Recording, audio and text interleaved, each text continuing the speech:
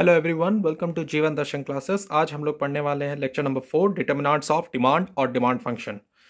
आज हम लोग पढ़ेंगे इंडिविजुअल डिमांड फंक्शन। अभी तक आप लोग को बता दिया गया है कि एक इंडिविजुअल कोई भी कमोडिटी खरीदता है तो क्या क्या चीज़ देखता है, प्राइस देखता है और दूसरे गुड्स के साथ वो कंपैरिजन करता है कि क्या उसका प्राइस जो है उससे कॉस्टलियर है कि उससे चीपर है। ठीक है, सपोज मान लो कोई कार है, उसका कॉस्ट है 12 लाख रुपीज़। ठीक है, वो महिंद्रा का कार है। अब दूसरा कोई कार है जो टाटा कंपनी का है, वो है 9 लाख रुपीज़। तो बताओ एक इंडिविजुअल अपने पैसा को बचाने के लिए किस कार को अफोर्ड करने का कोशिश करेगा? टाटा को। ठीक है, तो यहाँ पर हम कॉमोडिटी अगर सेम फीचर्स जो महिंद्रा में है वही 9 लाख के कार टाटा में भी वही फीचर्स हैं, तो एक इंडिविजुअल क्या सोचेगा कि भाई मुझे 9 लाख में वही फीचर मिल रहा है तो मैं 12 लाख क्यों लगाऊं, तो वो इसको प्रेफर करने का जाएगा। और अगर वो 12 लाख को प्रेफर करता है तो या तो वो महिंद्रा का सबसे बड़ा फैन होगा या तो कुछ ना कुछ उसका टेस्ट ऑफ प्रेफरेंस, अच्छा क्वालिटी, अगर थोड़ा अच्छा क्वालिटी हुआ, 12 लाख रुपीज़ का कार है, उसका क्वालिटी बहुत बेहतरीन हुआ तो वो 12 लाख के कार को प्रेफर करेगा। आज हम लोग यही पढ़ने वाले हैं कि एक इंडिविजुअल किन किन पैरामीटर्स पर डिपेंड करता है कोई भी कमोडिटी को बाय करने में। ठीक है, demand of a commodity in the market by an individual. एक बात याद रखो कि हाँ, जैसे कि आपने equation of a straight line पढ़ा होगा, मैं मान के चलता हूँ equation of a straight line पढ़ा है, जहां पर equation of a straight line का एक फॉर्मूला होता है y equals to mx plus C. ठीक है, जो y है उसे मान लेते हैं अपना function, that function depends on m and x। c को तो कांस्टेंट मानते हैं, उसको कुछ नहीं मानते। ठीक है, c को कांस्टेंट है, ये वैरी नहीं करेगा, जो वैरी कर सकता है m हो सकता है और x हो सकता है। अपना स्लोप वैरी कर सकता है और x पैरामीटर वैरी कर सकता है, उसके चलते मेरा y क्या है, वो चेंजेस होगा।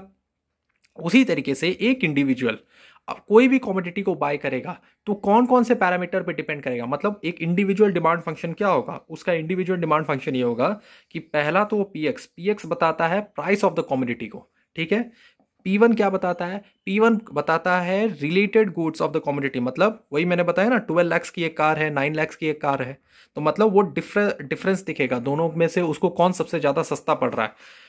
वाई तुम्हारा बताता है इनकम ऑफ द इंडिविजुअल को। सपोज मान लो 12 लाख से 9 लाख से, अगर उसका इनकम ही अगर मान लेते हैं 30,000 मंथली है और वो अफोर्ड नहीं कर पा रहा है दोनों को, क्या खरीदेगा? नहीं, सबसे ज़्यादा डिपेंड करेगा वाई पर।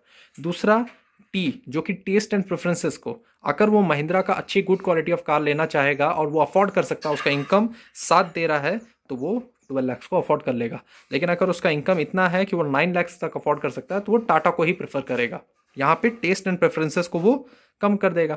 ये अब अलग अलग पैरामीटर्स हैं जहां पे एक इंडिविजुअल एक कमोडिटी को बाय करने का चांसेस रहता है। ठीक है, अब यहाँ पे हम लोग एक मार्केट में जाते हैं और उस मार्केट में हर तरह के अपने अलग अलग इंडिविजुअल्स हैं।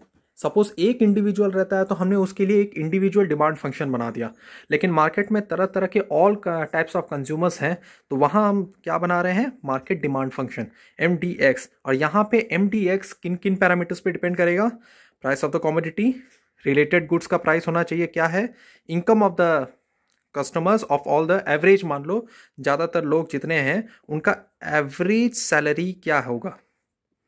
एवरेज सैलरी से पता चल जाएगा कि कोई भी कमोडिटी है, अगर जो भी मार्केट में कार का दाम होगा उस income of the average income को निकाल के तय किया जाएगा कि लोग यहाँ तक तो अफोर्ड कर ही लेंगे। अगर टाटा 9 लाख लगा रहा है अपने कार का, तो ये चलेगा, वो सोच के चल रहा होगा कि जो लोग का सैलरी अबाउ 75,000 है, ठीक है, अबाउ 75K है, उन लोग मेरे कार्स को अफोर्ड कर सकते हैं। टाइम लेके वो अपनी सेविंग्स करके मेरे 9 लाख को अफोर्ड कर लेंगे।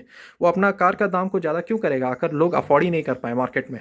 वो उसकी कोशिशें होगी, और वो जानता है कि 75,000 से ऊपर हर किसी का तो सैलरी नहीं होगा, लेकिन कुछ लोग का तो होगा। तो वो जो कुछ लोग हैं उनके बाय करने के लिए उसका ये टॉप क्वालिटी का कार तैयार होगा। अब दूसरे कुछ लोग ऐसे होंगे जो 75 से लेस होंगे, उनके लिए कार होगा जो 4 to 5 लाख में आ जाए, 3 to 4 लाख में आ जाए, उस तरीके के कार के मॉडल्स बनाए जाएंगे, है कि नहीं। तो डिपेंड करता है कि एक सैलरी, एवरेज सैलरी क्या होगा, ऑल ओवर द पॉपुलेशन का सैलरी क्या होगा, सब इंडिविजुअल का सैलरी देखिए, एक एवरेज सैलरी रेट पता चल जाए तो हम लोग पता कर उस अनुसार अपना जो कमोडिटी है उसका प्राइस तय कर सकते हैं।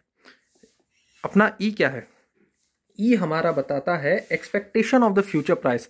मान लो आज ये कार 9 लाख है, कल जाके ये कार 11 लाख हो गई, तो क्या अफोर्ड करेगा कोई? बिल्कुल नहीं। तो आदमी ये देखता है कि ठीक है आज ये 9 लाख है, 1 साल का वेट कर लेता हूँ, तो क्या पता ये 8 लाख की हो जाए, या 8.5 लाख हो जाए तब मैं इसे अफोर्ड कर लूँ। तो ये भी टाइम होता है। जैसे हम लोग एक नया फ़ोन लेते हैं, अगर उसका आज के दाम में 9,000 रुपीज़ और 1 साल बाद उस फ़ोन का दाम हो गया 6K, तो जो अफोर्ड नहीं कर पा रहे थे 9K के दौरान, वो 6K होने पे अफोर्ड कर लेंगे। ठीक है। अब अलग अलग चीज़ों पे, पैरामीटर्स पे डिपेंड करता है। कई गवर्नमेंट सब्सिडी भी देती है कि ठीक है कमोडिटी को प्राइस ज़्यादा ना हो जाए करके, वो कंपनीज, प्राइवेट कंपनीज को सब्सिडी देती है ताकि वो कमोडिटी का प्राइस को कम करके रखे। ठीक है। ये सब पैरामीटर्स पे डिपेंड करता है। अब हम लोग इसको थोड़ा विस्तार में पढ़ेंगे, determinants of a individual demand. ठीक है। यहाँ पूरा एक इंडिविजुअल, मतलब मैं एज अ सेल्फ किस चीज़ को, किसी भी चीज़ को खरीदता हूँ तो मैं क्या चीज़ को ध्यान में रख के खरीदता हूँ, अपने प्राइस को, प्राइस ऑफ द कमोडिटी। अगर मान लो कोई बिस्किट का दाम है, ये 10 रुपीज़ है, ठीक है, तब मैं खरीद रहा था इसका कितना, 5 पैकेट, जब ये 10 रुपया करके बिस्किट था। लेकिन आज ये बिस्किट मुझे 20 रुपया हो गया है, तो मैंने इसका कितना लेता हूँ, और बस 3 पैकेट ले रहा हूँ, तो इसका डिमांड गिर गया। तो ये डिमांड किस बेसिस पे, मेरा इनकम के बेसिस पे डिपेंड करेगा ना। अगर मेरा इनकम ठीक है, मैं 10 रुपया का बिस्किट का 5 पैकेट ले लेता था उस समय जब मेरा इनकम अफोर्ड करता था उतना। अब मेरा इनकम, जब ये पैकेट ही 20 रुपया हो गया, तो मेरा डिमांड घट जाएगा बिस्किट का, है कि नहीं। तो ये प्राइस ऑफ द कमोडिटी को बताता है। एक individual demand price of the commodity पे भी डिपेंड करता है कि अगर कमोडिटी के प्राइसेस बहुत तेजी से ग्रो करनेंगे तो डिमांड घट जाएगा किसी भी चीज़ को खरीदने का। दूसरा चीज, price of the related goods. जैसे कि आपको मैंने टाटा और महिंद्रा का एग्जांपल देके बताया ही था कि सपोज टाटा ये 9 लाख की कार है और ये 12 लाख की कार है, तो इन दोनों में लोग ये तय करेंगे कि किसको, वो सबसे सस्ता की तरफ तो सबको ही जाएगा, कोई महंगा की तरफ जाना नहीं चाहेगा, तो वो इस पे। लेकिन अगर कोई 12 लाख की तरफ जाता है तो वो उसके टेस्ट और प्रेफरेंसेस, टेस्ट दूसरा वो प्रेफर इसलिए करेगा कि शायद उसको महिंद्रा पसंद हो, उसको उतना क्वालिटी अच्छा लगता हो, वो हमेशा से महिंद्रा के प्रोडक्ट्स ही खरीदता आ रहा हो, तब वो ये इसको प्रायोरिटी महिंद्रा को देगा टाटा से ज़्यादा। ठीक है। अब यहाँ पे हम आते हैं सब्स्टिट्यूट गुड्स। इससे price of the related goods में दो तरह की चीज़ें आ गए, एक आ गए सब्स्टिट्यूट गुड्स और दूसरा आ जाएगा कॉम्प्लीमेंट्री गुड्स। ठीक है। देखो, two goods are substitutes if one is used in place of the other, these are called competitive goods. जैसे कि मान लो टी और शुगर, टी और कॉफी। सो अगर मान लो टी का दाम ज्यादा हो गया तो लोग प्रेफर कर लेंगे कॉफी को, यहाँ पे वो सब्स्टिट्यूट कर देंगे टी को रिप्लेस कर देंगे किससे, कॉफी के साथ। अगर कॉफी का दाम ज्यादा हो गया तो टी से रिप्लेस हो जाएगा वो।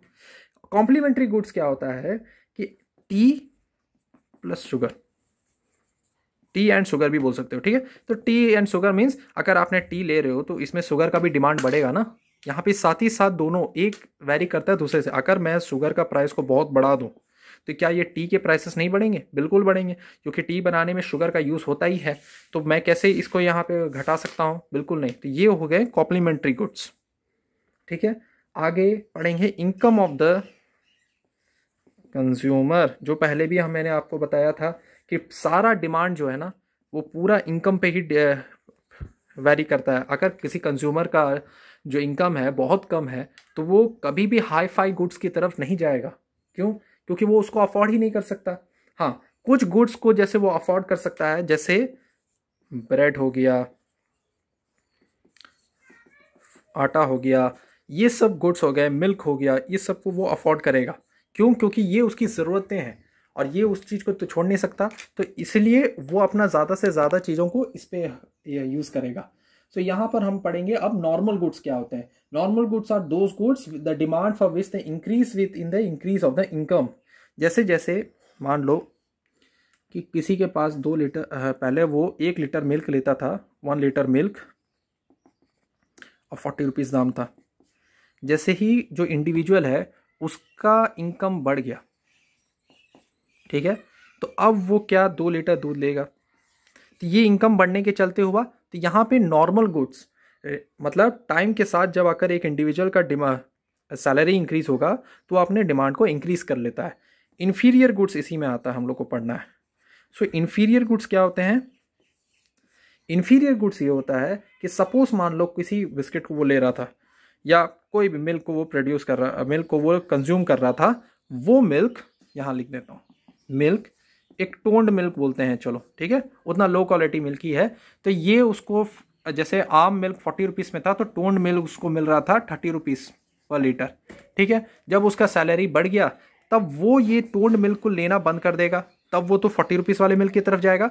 तब ये जो मिल्क यूज़ नहीं कर रहे हो उस मिल्क, वो मिल्क क्या हो जाएगा, उसी को बोलेंगे इन्फीरियर गुड्स, मतलब अब ये यूज़ नहीं होंगे, ठीक है। बाकी मैंने आपको टेस्ट एंड प्रेफरेंसेस बताया।